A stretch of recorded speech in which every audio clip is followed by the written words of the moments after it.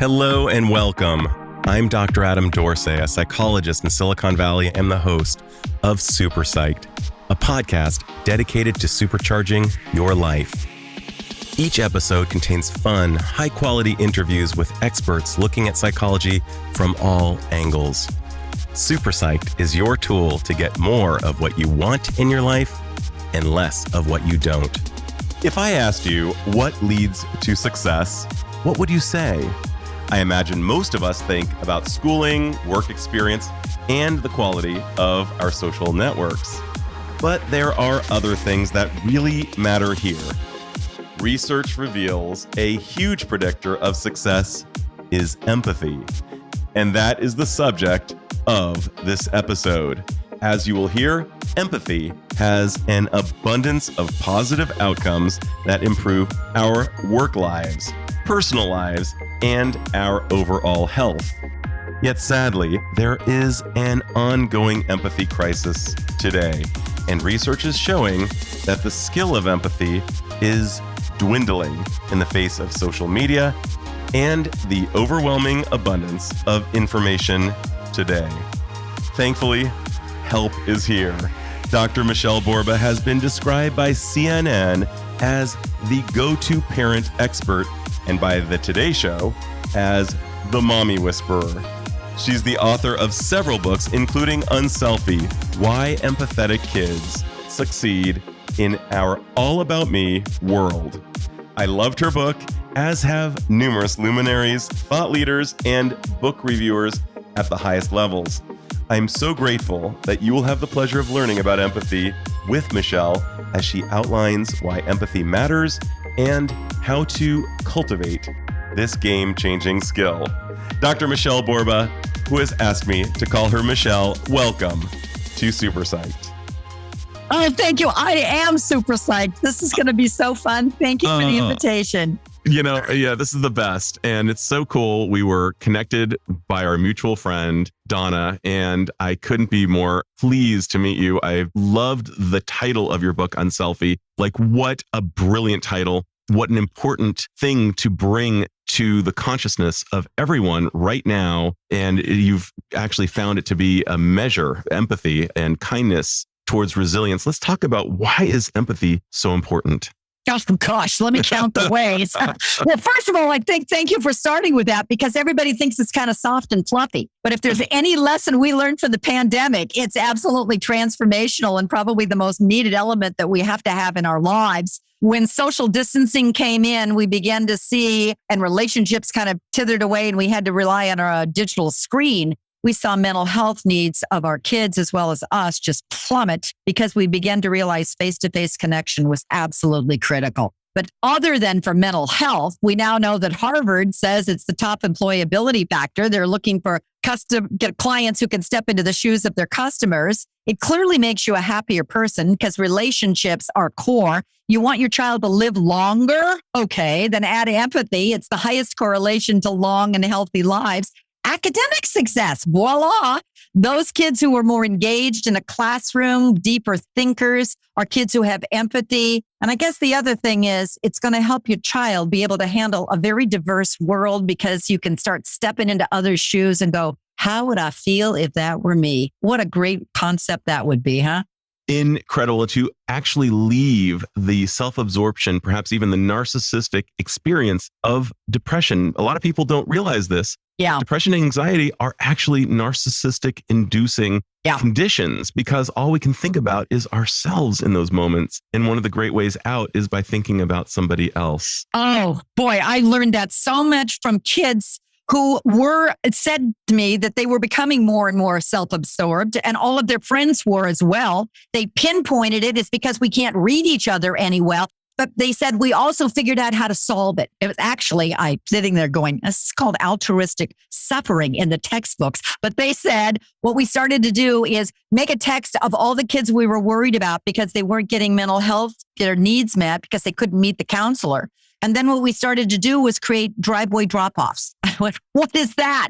He said, well, we just got a group of kids. We did social distancing, and each one would decorate the bag, another would write the handwritten note, another one would bake the cookies, and every day we'd drop it off at the end of the driveway of a child we were worried about, our friend. I said, how'd it work? He said, you won't believe it. Every day that kid would call up sobbing in gratitude. And then every day we'd start to sob because we'd made a difference. And then every day we'd have to make more cookies. Boy, the best thing we ever learned is that you got to give, not get. Wow. Teens Incredible. 101. And I'm thinking about even the premise of the title, Unselfie, and how paradoxical it is, because paradoxically, the most selfish thing we can do is be unselfish because it's good for our self-preservation. So it's actually, in a good way, it's enlightened self-interest that allows us to connect to others, and everybody benefits. And I have to tell you that the term came from a 15-year-old. I was sitting there with a group of kids who were all said they were so stressed. And I said, well, what's making you so stressed? And one kid, all of them had digital devices in their hands. They were all looking down. And one kid says, oh, what do you mean? Oh, she says, it's this. I said, why? She says, well, maybe if we flipped it and stopped worrying about taking images of ourselves and flipped it so it became like, not selfies, but became more unselfie, we could feel a lot better about ourselves. And I said, may I use that term? She said, you got it. Michele, out of the mouth of babes. Always out of the mouth of babes. Yeah. Wow. You know, it's funny. I interviewed a 5th grade teacher as one of my podcast interviews because I knew, first of all, he was one of the greatest teachers I've ever met. But secondly, I knew so much wisdom would show. And he said, you want to get smart, hang out with children, learn from them. And my kids schooled me in ways. Let's go to childhood, because so much of what we knew, we have pruned from our brains over time as we grew up, as our prefrontal cortex engaged more and more. We forget what it's like to be a kid. And I remember a very sad time that you point out in Unselfie so beautifully about it's almost like kids are born. It's our birthright to be empathic and loving and compassionate. And then at some point, something else seems to get into this kind of Garden of Eden of childhood. A snake appears and suddenly cynicism or cruelty can show up, but it's our birthright to be kind. And you highlight that. Let's talk about children, how they are organically, and then what may transpire over time. Well, the most wonderful piece of research I found was that our kids are hardwired for empathy. But though they may be hardwired for it, unless it's cultivated intentionally, it can lie dormant. And I think that's what we're in, a bunch of kids in sleep mode, because we don't realize how powerful this is and simple little things we can do can tune it up. Now, what's creating this drop, and that is prior to the pandemic, of empathy down 40% in 30 years? I think a number of things. It's never one. First of all, we want to blame the smartphone, but I think, and that would be part of it, because we're looking down, not up. We're connecting with a thing and not each other. But other things kind of changed childhoods. Kind of June Cleaver left the mode and the other things kept in. We stopped doing Sandbox 101. We stopped doing unstructured play. And now we know that play is just the first avenue. It's my turn. Now it's your turn. It's my turn. Now it's your turn. We started having our kids stop looking at Mr. Rogers and looking at some very, very dismal images on TV. Extremely. I mean, if you were a kid and you realized that every day you turned on a TV, you were going to see a daily death count or a George Floyd murder and now a war, you begin to realize that empathy is activated by empathically elevating experiences or diminished by grim and gloom experiences. And then we started giving trophies for breathing, showing up, doing whatever you want. And what we now know is, sure, we can give some success rates, and glad, honey, that you're doing that. But if we just give trophies for breathing, what begins to happen is the kid just doesn't realize, or they start expecting the trophy and not realizing that they're the ones that should do good, reaching out. So many little variables. I think the most important one of what also changed the paradigm was an incredibly, talk about gripping, Harvard study that looked at thousands of our middle school and high school kids and asked them point blank, what's the most important thing that your parents want from you? Health, happiness, your success, kindness. Well, what happened was kindness got to the bottom of the ranks, only 20%. Kids thought their parents wanted them to be kind. At the top of them was the GPA. So when you keep emphasizing that GPA score and don't emphasize, what kind thing did you do as opposed to what you get, after a while, that makes a dent on a child's life too. So I took one of the plays out of your book and used it last night at the table with my wife and children. And it was Poor children. Oh, please. They love it. And they actually love it when I bring stuff like that. They get a dopaminergic hit. They're like, okay, it's new. It's going to be cool. I'm so stoked. But here was the question I asked based on your book and based on what you're saying, that kindness is not a measure that parents have been focusing in on. Yeah. And instead, it's been supplanted by academic achievement. But I asked the question that you asked, which is, how have you been kind today and who was kind to you, as just part of the conversation? And I loved that question. One of the most important common denominators we still have is, meals. That's sometimes more than we get. Unplugged ones. Unplugged. Oh my gosh, right. As if we should have to say that. But yes, that's right. Unplugged meals. And I have a good friend who had the bumper sticker that said, parent of kind children. And Adam, if you're listening, love you lots. And I'm wondering, what can parents do to cultivate kindness in their home as a target measure? Well, I think, first of all, think of it as easy. It's a lot easier than we think. The most important thing, if you want change, is just to put it on the plate and be intentional about it. So step one is you're listening to this and you go, oh my gosh, I haven't been mentioning kindness. Start mentioning it. Take a moment to just point it out. In fact, the first thing is just target it. So you go, okay, this month or this year or the rest of my life, I'm going to start raising a kinder kid. The number two is be an example of it. So if your kids had only your behavior to watch today, what would they have caught? Well, that could be dismal. But the more kids see that, and I warn you, they are seeing extreme incivility these days. They are seeing adults behaving extremely badly. So example is key. Accentuate it naturally. Start reading wonderful books like Charlotte's Web or watching Inside Out or taking a moment with your kid and watching Dunkirk and saying, wow, look at that in terms of kindness. So you can just weave it in. C is catch the kid. Notice I'm using an acronym and I'm going to tell you the acronym in a minute, but catch the kid being kind. Oh. That was kind because, oh my gosh, thank you for being so kind. Did you notice what your friend did because they had the greatest smile on their face because you stopped and said, what would you like to do? Or you gave them a hug, and just highlight why it matters to you. What I just gave you was T for target, E for be the example of it. A is accentuate it. C is catch them doing it. H is highlight it. TEACH, teach kindness, but you're doing it naturally. That is fantastic. And I love your acronyms. You had a couple others, but you are by nature a teacher and you know how people learn. And it's so clear in your book that it's written with that in mind. It's not just written to show off your plumage. It's written so that the consumer can actually put this into play. It's a playbook for parents so that they can actually raise more empathic children.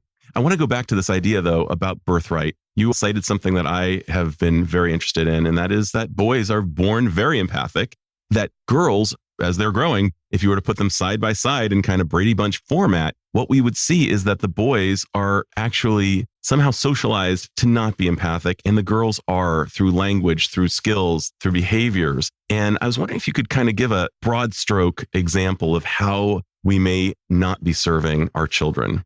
Well, says the mother of 3 boys with Guilt 101, but I saw the stat. I went, oh my gosh, but Yale was the first eye opener. And what they did was they took little guys, toddlers, 2-year-old boys, 2-year-old girls with the moms of each of them behind a one-way mirror or a two-way mirror, and they watched. And what they discovered is the first thing that happens around the age of 2 is we already shortchange our boys because we talk feelings far more to our girls. Oh, that makes you feel so happy. Oh, you look so proud, sweetie pie. Oh my gosh, how wonderful that you just look so happy. And then with the boys don't do that, sweetie. You'll lose your friends when you cry.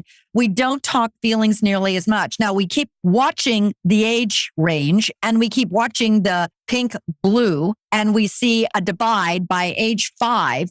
The really starter point, the gateway to empathy, is emotional literacy. It's really hard to be able to feel with someone if you can't go, she looks upset, or he looks sad, or he sounds frustrated. But if we don't talk those feelings nearly enough, we've already shortchanged our kids. Particularly, we now know our boys. So the answer to this is intentionality again. You have a son, talk feelings far more naturally. Not at 6:00, we're going to learn emotional literacy, but you weave it in just naturally. Watch dad's face. You'll know whether or not it's a good time to ask for an allowance raise. Just simple little things to weave it in will make a difference. We're not trying to create little Machiavellian children. Yeah. But, what I'm also hearing is, like many parents may be listening and thinking, well, it's too late for me. I was raised with that lexicon. I don't even know how to describe feelings. How can parents themselves become more educated and therefore pass it on to their children? Well, here's the good thing. It's never too late to teach any of these skills. If it was, the entire counseling industry would go out of business. So right. Number one is, what we also know is that any skill that you teach to a child, if you model it yourself, your child is far more likely to catch it. You learn these things best by not you telling the child, but you showing the child. So you feel yourself a little weak in one area on empathy, and there's 9 different habits of empathy. The first thing is emotional literacy. What you simply could do is say, I'm going to start working on that myself. Anytime I can weave it in, you put it on your cell phone. That's going to be my new screensaver that we're going to remind me I'm going to start talking emotions. So you just naturally can start weaving it in. It'll work. It's that intentionality piece. By the way, I just love your energy. You are so much fun to be with. Let's talk about Ted Lasso for a moment. I love Ted Lasso. Yay, Ted Lasso. Any listeners who haven't yet seen the show, just watch it. I have no financial ties to Apple TV. I'm just saying that Ted Lasso he's the hallmark of everything that I'm looking for here. But he describes his own struggles.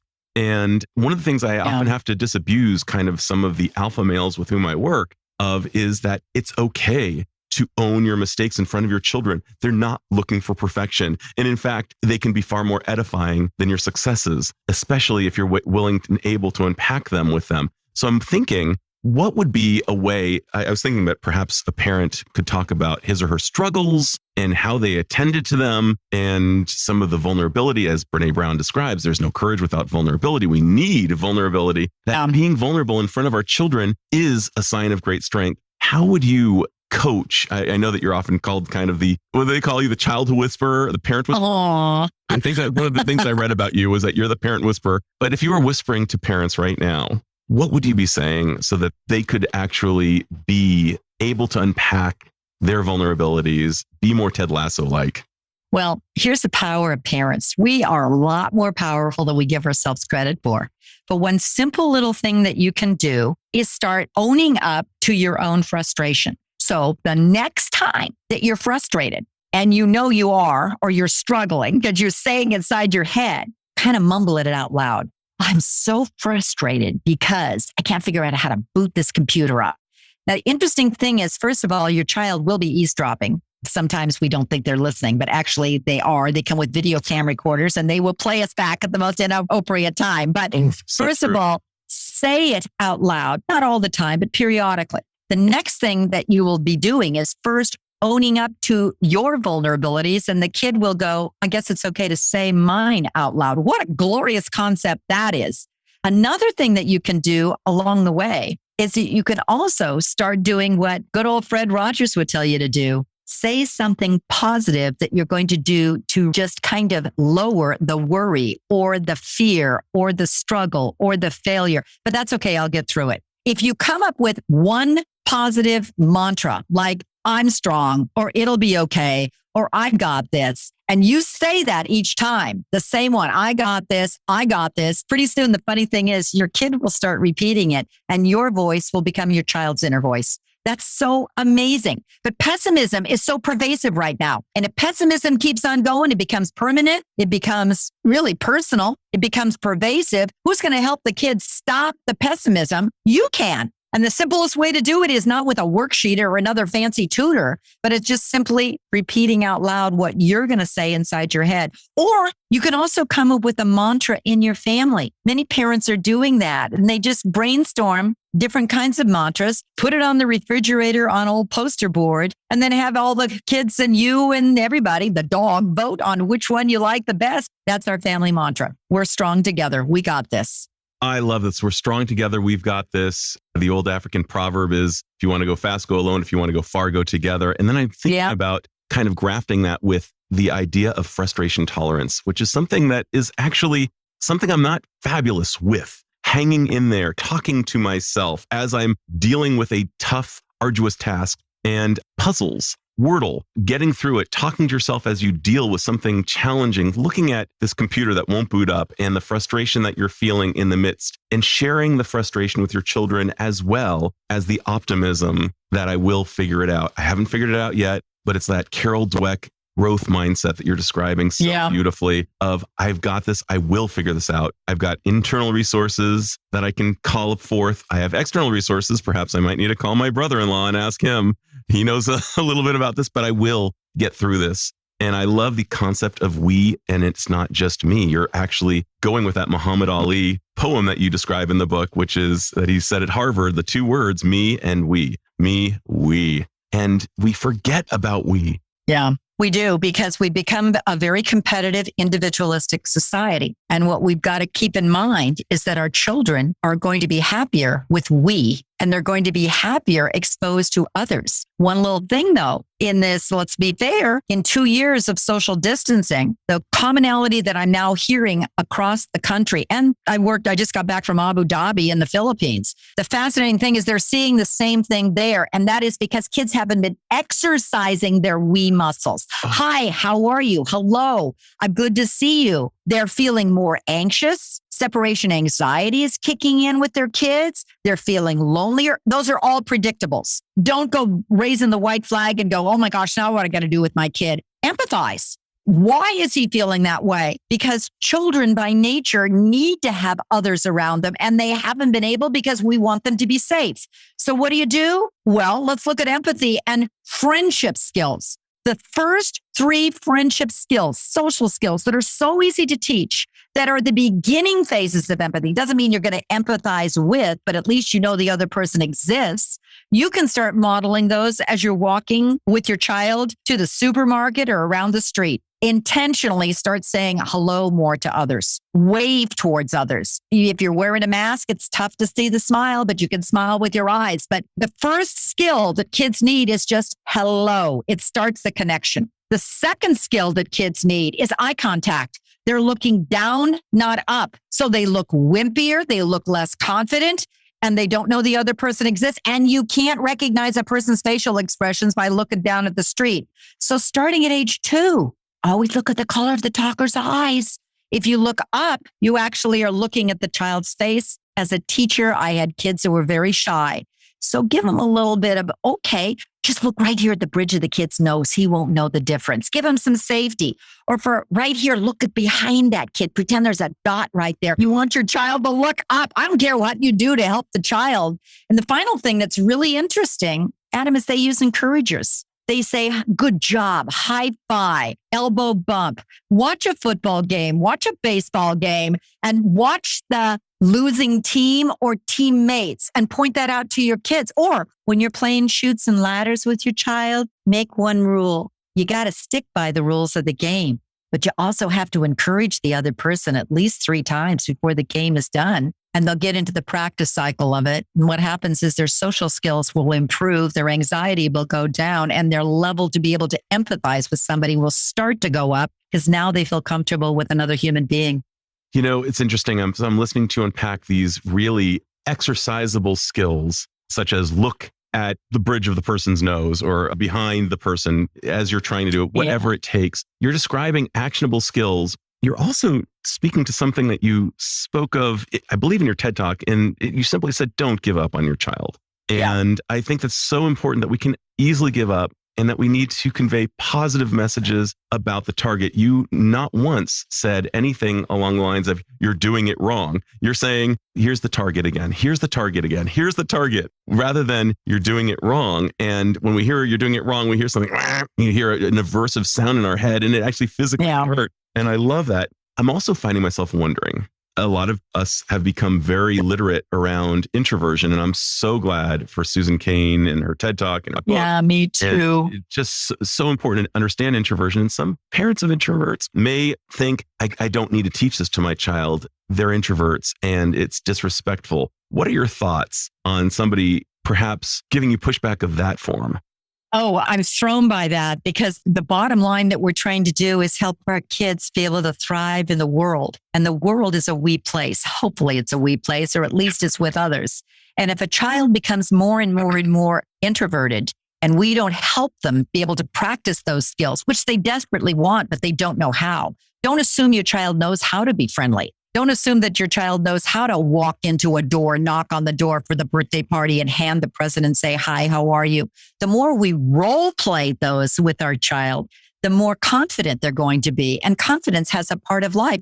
Your goal is not to create an extrovert out of your child. Your goal is to help your child just learn to fit in and feel more comfortable within his own skin and with others of wherever his life will lead him. Couldn't agree more. And you're talking about mastery, and you're also talking about this line from Barbra Streisand, people who need people are the luckiest people in the world. Turns out not true. Everybody needs people. We all need people, introverts and extroverts alike. And what we're doing is, I was born with very, very tight muscles. I am not flexible. Ask any physician who's checked out my range of motion. It sucks. But does that mean that I just have to live like that?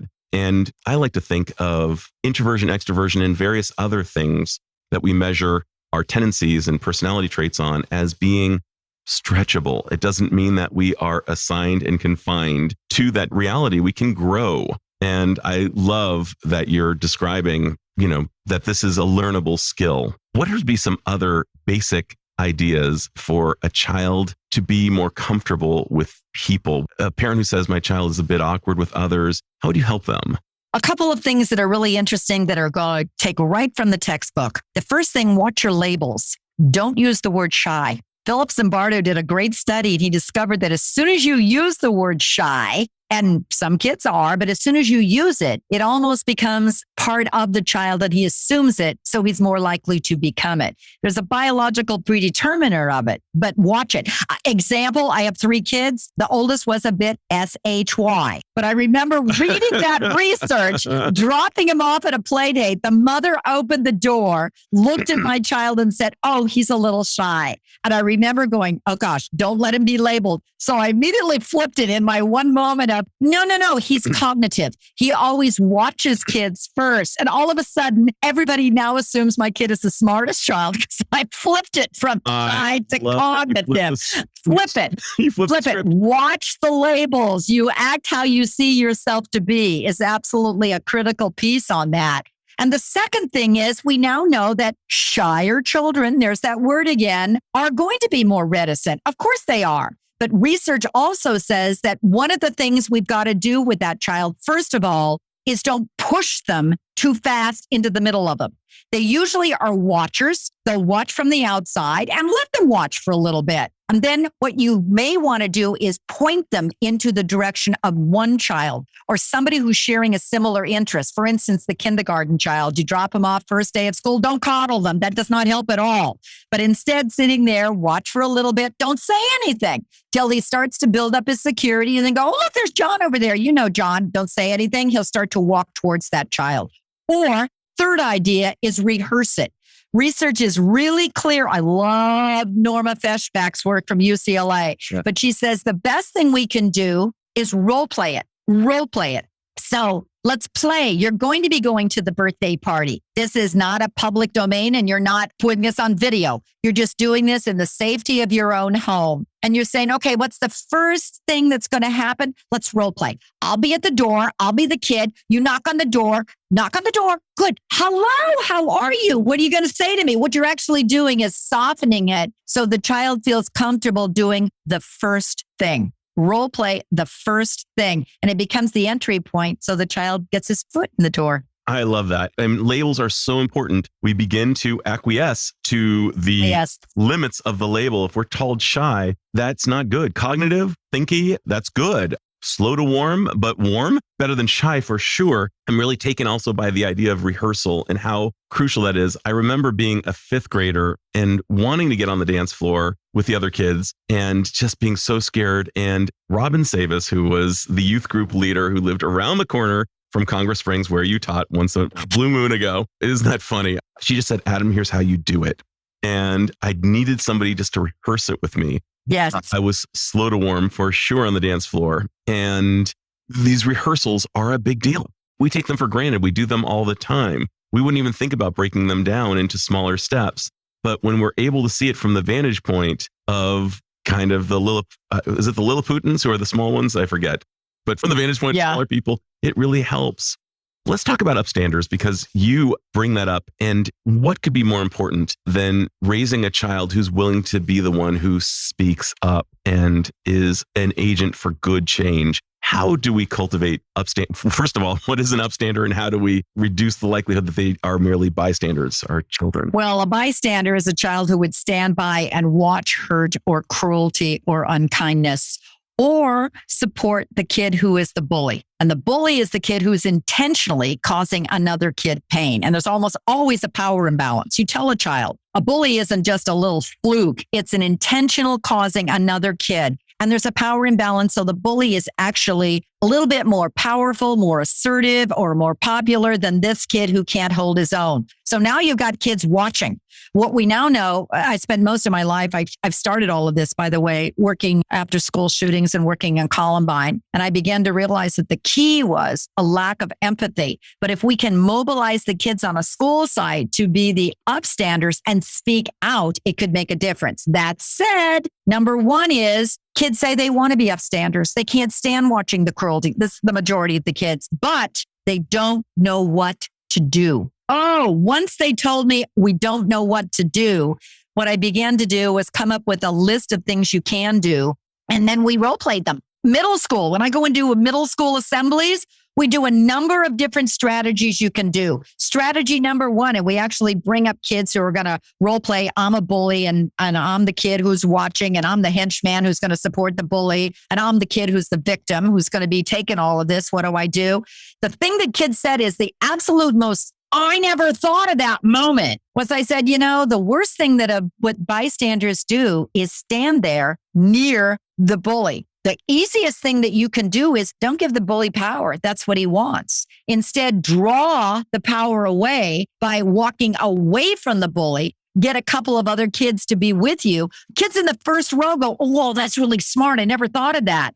Because there's some children who are going to be quieter, who it's really hard to be able to stand up to a bully. But the first thing you can do is draw the power away. The second thing you could always tell a child to do is you may not have felt comfortable in the moment supporting the kid who was being bullied, but there's never a too late afterwards. Go support him afterwards. Go sit down and say, you didn't deserve that. Or can I help? Or can I take you to the teacher? Or that happened to me once. Or you can sit with me. You role play different kinds of things you can do. If you're going to speak up to a bully, then do it so that it's nothing more than stop that or cut it out or that's not cool. It doesn't have to be a dissertation. You role play different scenarios. And what we've discovered is that once kids know things you can do, in fact, that's probably the favorite chapter in Unselfie is chapter 8, how to help kids become upstanders. Such a good chapter. Oh, well, thank you. And you even describe very tragically how babies are born in many ways to be upstanders, and somehow we get it learned out of our system. We want to help. We're born inclined to reach out and help. Can you speak about that as our birthright and what kind of happens? I mean, how do we somehow forget our birthright along the way? Well, I don't think it's that we forget our birthright. It's that we're not encouraged to use it. So what happens, the first thing is we've got to be very, very careful as parents. Remember our power. Don't rescue your child. Don't speak for your child. If your child is a little late in terms of opening his mouth, that's okay. Whatever comes out of his mouth is cool. But kids need practice at a very early age, having advocacy that I can say no and mom's not going to speak for me. One of the worst things we do is say, oh, this is what he really means. So let me speak for him. And as a result, what happens is the kid starts waiting. Oh, okay, well, why bother to say anything? Totally. Mom's going to say it for me or dad'll do it for me. One of the things about resilient children or upstander children is they have agency or advocacy. And it does not happen overnight. Slowly along the way, hey, it's good when they're 2. When they fall down, we immediately go, it's okay, bounce yourself up, get up, brush yourself off. And then pretty soon what we start doing at 4, 5, and 6, we hover over them. We rescue them. Oh, sweetie pie, it's okay, I'll do it. And stop rescuing them. This is a very, very uncertain new world we're raising our children in. Adversity, unfortunately, will be part of their lives. If there's anything we've learned about a pandemic is reboot your parenting. Resilience has got to be part of it. It's not just the GPA that's going to help your kid. It has nothing to do, IQ, with GPA, of getting over the bumps and the hurdles. It's a skill set that they have learned slowly, and it never happens overnight. Notice all the stuff we're talking about never is but I taught him that yesterday. Why isn't he doing it today? Because new behaviors take a minimum of 21 days. So you take one little thing, I don't care what's one little thing, like say no, sweetie. And maybe that's the only thing you're going to work on for 21 days. Say it. Just little things so they get the practice, they get the assertiveness, they get the efficacy, they get the agency, and then they can do it without you. And then you can pat yourself on the back and go, got that one down. What's the next skill he needs? And the next and the next. So I love that. I'm thinking about dosage, and I'm thinking about repetition being the mother of mastery. And I'm also thinking about the old axiom that if you chase after two rabbits, you'll get neither. So maybe you're saying focus on one skill, repeat and repeat and repeat, and never roll your eyes and say, I taught you that yesterday. Yes. I recognize this is going to take some time. And maybe inculcating that in our children, saying, hey, these types of things don't happen overnight. I love teachers. But one of the most brilliant ideas, I walked in and I knew it was brilliant because it worked. The kid told me it worked. I walked into the special needs classroom and she was trying to teach the kids how to calm down. And she knew that it was going to take a lot of practice. So she read that wonderful book, Knots on a Counting Rope. I just love that book. And she told them there's dark mountains that we all have to cross. But if we keep on working on getting through the dark mountains, we will succeed. And then she said, I'm going to give you, like in the book, the grandfather gives the grandson just a piece. The grandson's, by the way, is blind. And he said, you just got to keep working on it. And every time you work on it and every time you try, tie a knot in the yarn, tie a knot in the yarn. And when you get to a certain number of knots, you'll know that you did it. Oh, God, what a beautiful analogy. Wow. Well, I walked into the classroom and there's pieces of yarn tied to the back of each child's chair. And this one little guy comes running to me. He's so proud of his knots. He says, I'm working on trying to stay calm. It's taken me a real long time. I said, well, what are you doing? He said, the moment I feel it, I finally can feel it because I can feel it rushing to me. I tell myself, chill out. And then I take a deep breath. Oh my gosh. It's taken me forever. But look how many knots I have. The teacher says I have to have at least 21. And I'm going to keep working on it and keep working on it. But I'll never forget it because this precious kid turns to me and goes, oh, you're the lady that's going to talk to the dads tonight, right? I said, well, yeah. He says, oh, you got to promise me something, lady. I said, what do you need? He goes, can you give my dad one of these? He really needs to take those deep breaths. I went, honey, I promise every parent's going to get a long piece of yarn tonight. And so brilliant. But the teacher told and shared with the kids, the change is possible. It just takes practice. And the more you practice the same thing, that's when you're going to see the change and get better. And it teaches children to stay in there, even if they suck for a period of time. If you want to learn how to dance, if you want to learn how to speak a foreign language, if you want to learn how to drive well, you have to tolerate sucking for a while. Anything worth doing in life, we will suck at doing. And the yarn exercise teaches the children in a very physical and tangible way that this is the cost of entry. And if we want a good life where we are not just phoning it in, where we are actually growing our skills all the time, I think everyone needs to carry a piece of yarn with them pretty much for their entire lives. Nobody's a finished product. Yeah. So I love that idea of the yarn. Absolutely brilliant. And even though we understand, aspirationally speaking, that failure is the cost, none of us likes it. And I think that somehow we could become desensitized to our aversion around failure with this idea. Brilliant.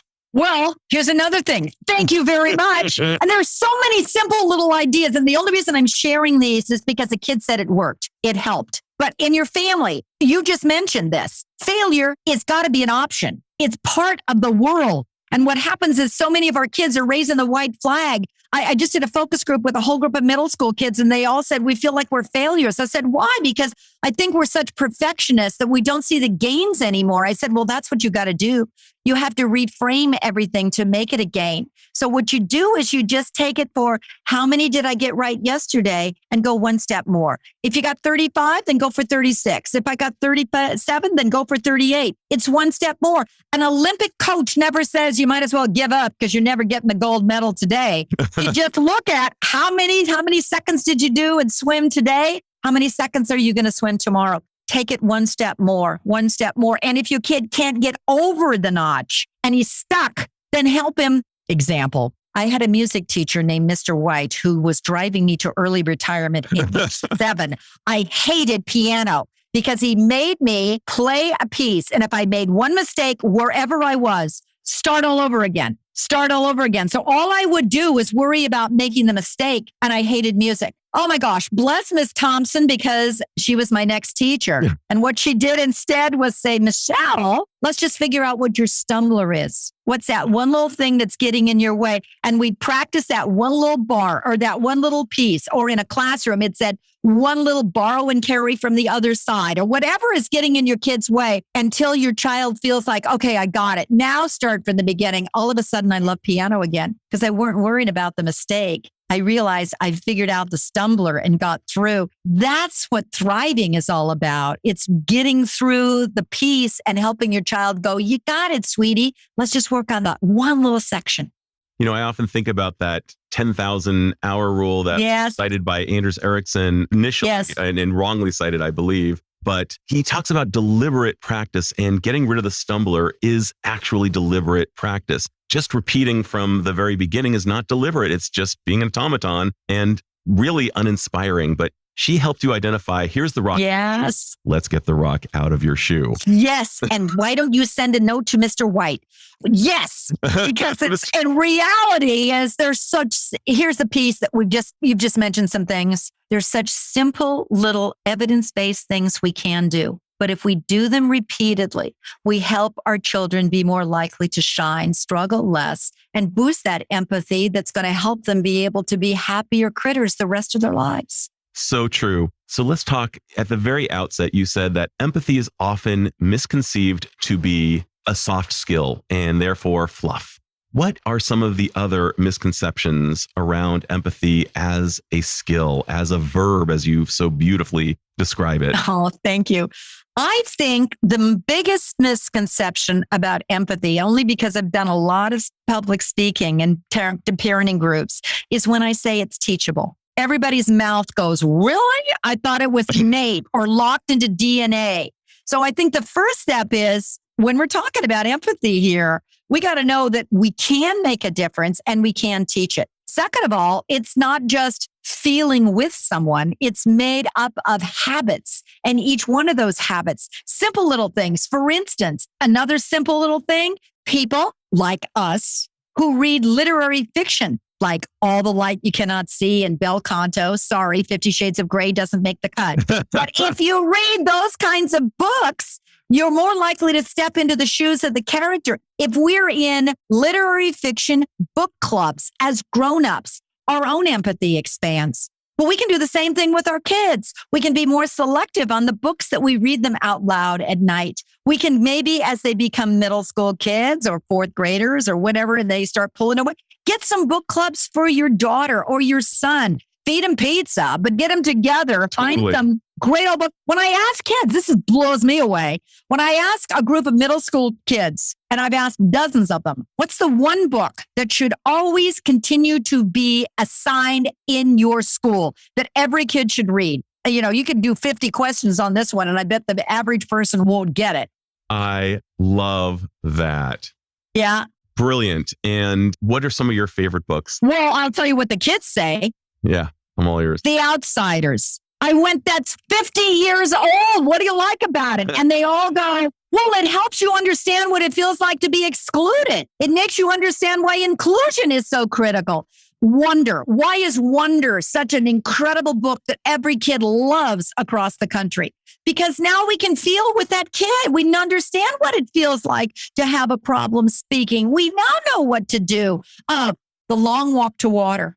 such an incredibly brilliant book about Sudan. I asked a group of kids based on a true story. I said, what do you like about it? They said, every kid should read this book. We had no idea that kids in Africa have to walk miles every day just to get running water. What we decided when we read that book, we got to start building wells for those kids. And what the school did, this is Shipley School, there's a huge big pot at the opening of the school where kids are putting in just pennies and dimes, and they're actually raising a well for kids in Sudan. One child told me, I realized something when I was reading that book. I said, what? He said, I realized I'm a lot like that boy. Why? Well, because we're both smart. The only thing that's different about us is that he doesn't have opportunities like me. See, the power of a book, and they create such incredible discussions. You know, the greatest thing you can do at home, you got little guys, take a sheet and put it over your dining room table and make it into a reading fort. Every night at 7:00, get flashlights and pillows. Everybody, dad, mom, the dog, the kids, get inside that fort and just read and read and read and read. Not only will it open up your empathy and create family memories, and it'll enrich your vocabulary, but it'll also help you step into the shoes of somebody not like you. You'll be open to ideas. Wow. And what do we want more than anything else in this lifetime? We want connection. Yeah. And what you're prescribing and describing is a pathway to greater connection to others as well as ourselves, ultimately. And empathy does not mean that it only goes one direction, that we have the ability to actually know ourselves better through knowing others. And it's just this virtuous cycle from where I sit. Would you agree with that assessment? Oh, yes. Yes. It doesn't happen overnight. I mean, if we really want our kids to be more expanded, we got to start with ourselves. We maybe have to ask ourselves the question, who are our friends? What are my biases? Because our kids are catching them. How am I open to differences? Am I taking my kids to different museums? Am I reading books of different genders or different races or different cultures? I know one dad who said, I'm going to take my kid to a different religion. Each week, we're going to go to a Jewish, we're going to do the synagogue, we're going to go to the church, we're going to go. I just want to expose them to, there's no right or wrong way, but help them see those differences. Travel can be extraordinary.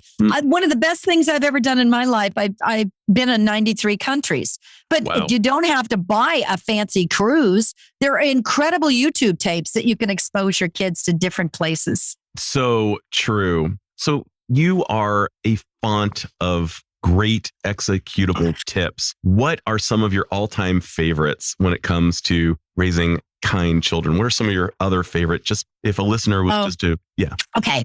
Simple ones, and they all come from parents who pass them on. But the interesting thing about them is I could also quote where the research is that supports what the parents did.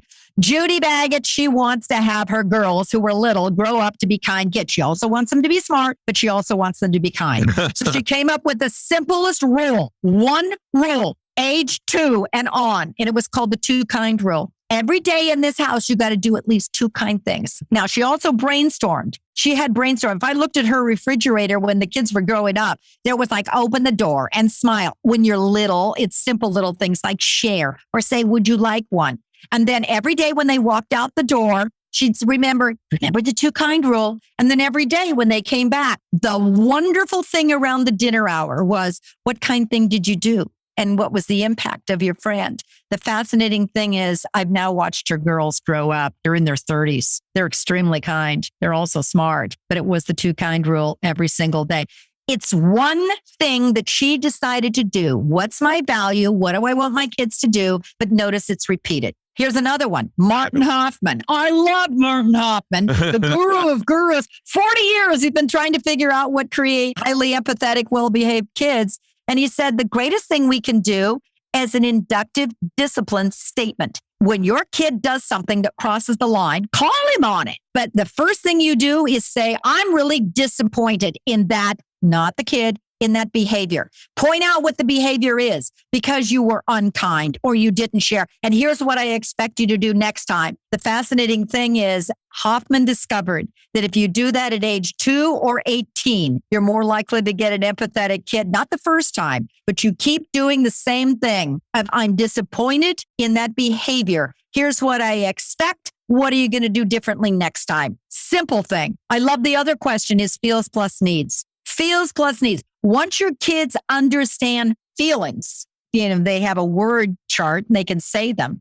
Then you use this when you're little. How would you feel? How do you feel right now? Well, what do you need in order to feel better? You're still a little egocentric. You're trying to get them out of that. They're supposed to be egocentric when they're little, but don't keep them there.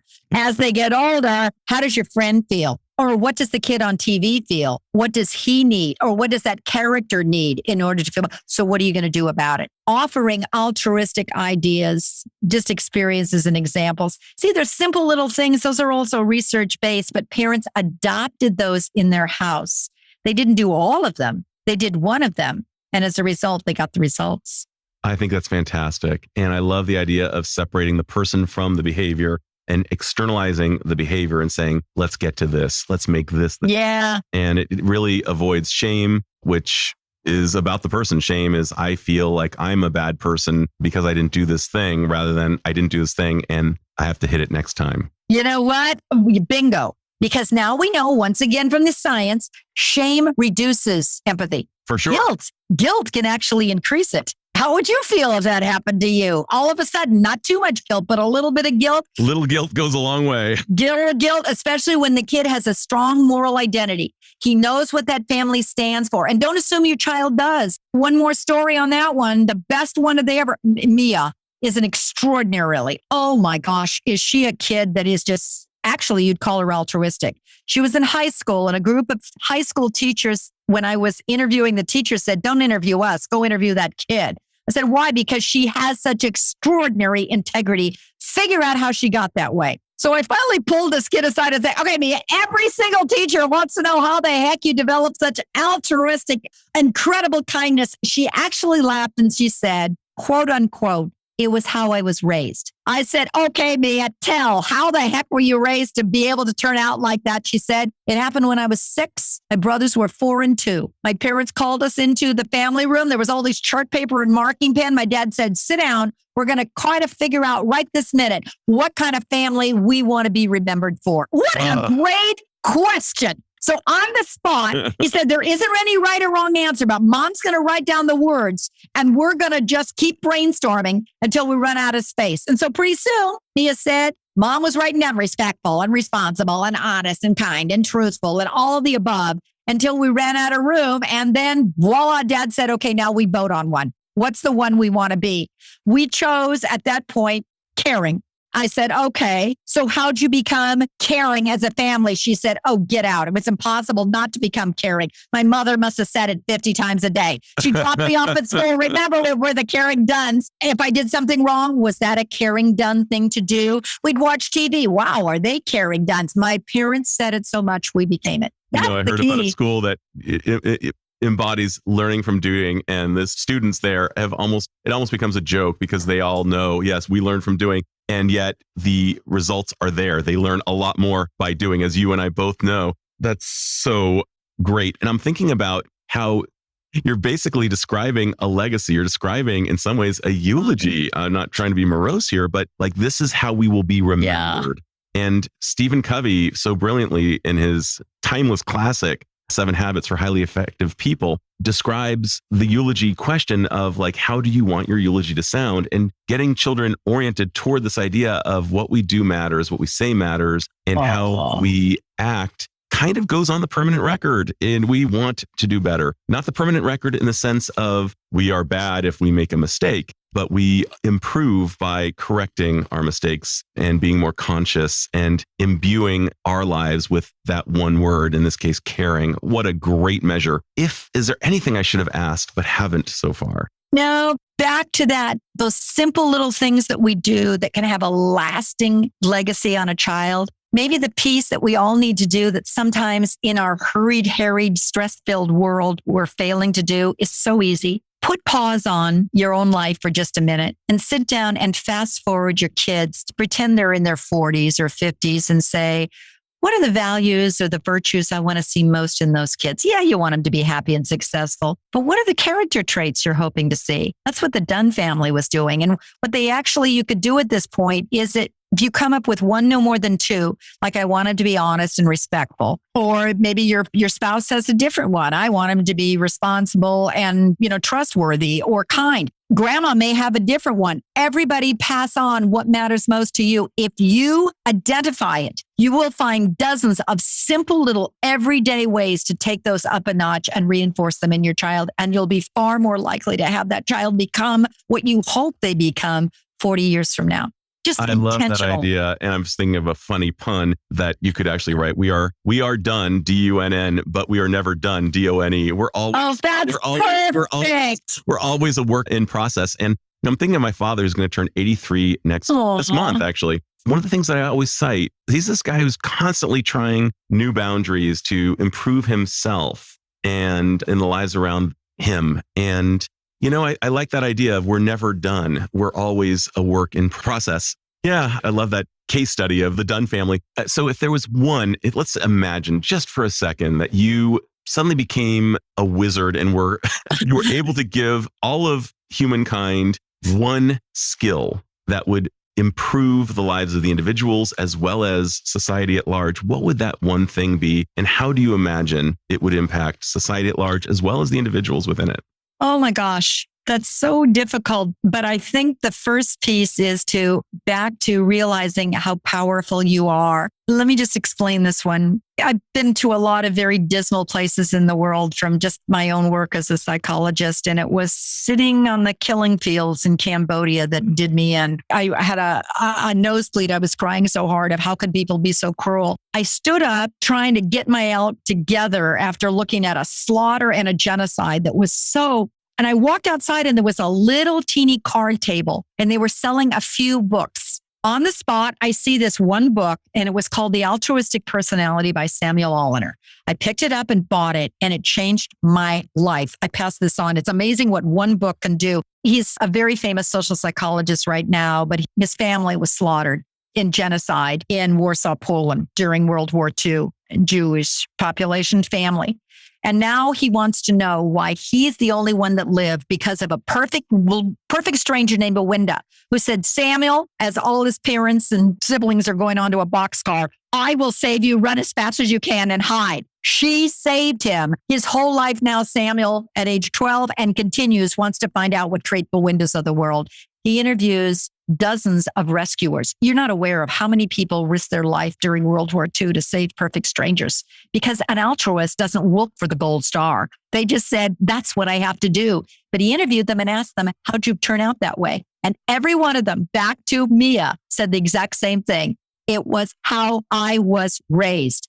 When Samuel said, how were you raised? They said 3 E's. Number 1, empathy and social responsibility were at the top of the list of what was hit at the home. First is example I saw every day. My dad or my mom was the example of kindness, and so I became it. I ask you, what are your kids watching? The second thing is it was expected. Every single day, if we did that something or crossed the line, just like Martin Hoffman, hey, that isn't a kind thing in this family. What will you do differently? But the third thing that's fabulous that I think we also ought to add to the plate is they all said we had experiences of doing good. If the lady next door was lonely, we baked cookies and we brought them to her. If there was homeless people down the street, we brought a blanket. It wasn't one experience that did it.